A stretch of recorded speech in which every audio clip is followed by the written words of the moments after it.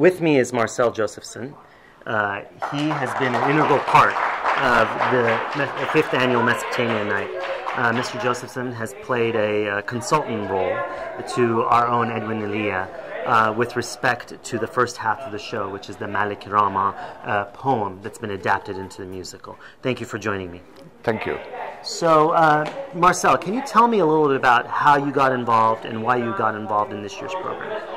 Okay, so my involvement in this program came from the poem that has been published in Hannibal's book, yes, entitled Selected Poetry of Hannibal Alcas, that I personally prepared for him. Mm-hmm.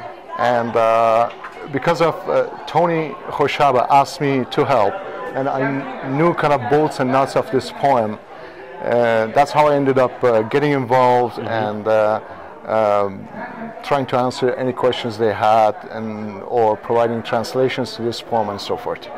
Yes, and I understand that Edwin, who is the composer to the musical, yes, called you several times, yes, and he was wondering about the intention of the late Hannibal Alcas, what he meant by the words, and which words went together.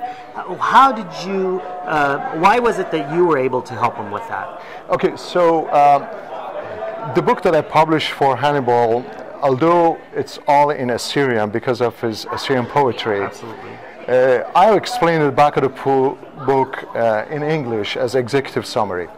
So intentions of Hannibal in this specific poem is, it is a fairy tale, but it's got a lot of folds and dimensions to it.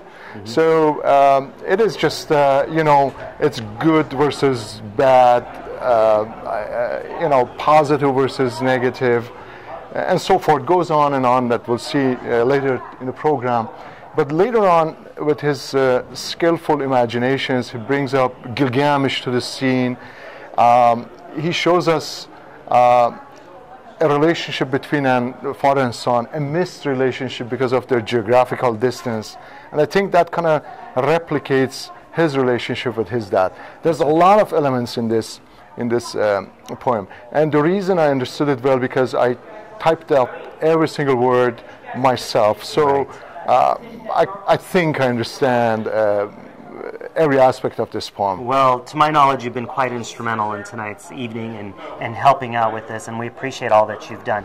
Did you ever imagine when they first contacted you and started talking about the poem that it would turn into this full-fledged musical with, a 50-piece orchestra in the background and, 100 people trying to work on this adaptation? I truly did not believe that. First and foremost, I was instrumental, true, but that is a great pleasure for me, part of this great work. Yes. I know many on the scene, and maybe more than that many behind the scene, are involved with this production, and I'm just glad that I'm a very, very small part of it. When Tony contacted me saying we want to do one of Hannibal works and turn it into a musical, there was a far more simpler poem that needed right. 4 or 5 characters. Right. When I said, Tony, there is another poem. It's a lot longer, but requires a lot of mm-hmm. people and a lot of work. Tony said, let me look into it. And when he came back to me and he said that we want to do Malik Rama Lahuma, quite honestly, I started getting a little bit uncomfortable. Yes. But that is an existence, because I've seen basically the performers practicing, and it is a reality now. Yes, I think we're starting to learn to dream big, and when we do, we're able to do these kinds of things with the help of many individuals, including yourself. So thank you again for joining us. Thank you very much. I appreciate all your assistance. Thank you very much. Thank you. Thank you.